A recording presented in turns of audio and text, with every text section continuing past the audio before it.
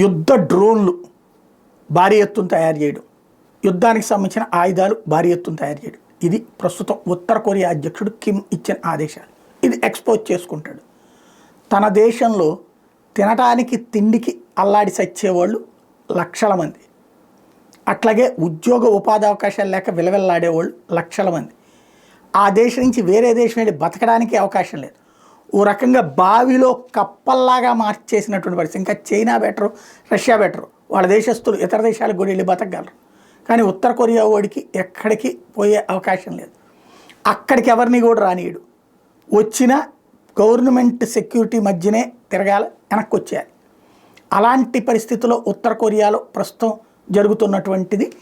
వాళ్ళని ఏదో ఒకటి సెంటిమెంటల్గా రైట్ చేయాలి. ప్రజాగ్రహం ఆ మధ్యన పెరిగి తిరుగుబాట్లకు సిద్ధమవుతున్నప్పుడు కొంతమందిని చంపేశాడు.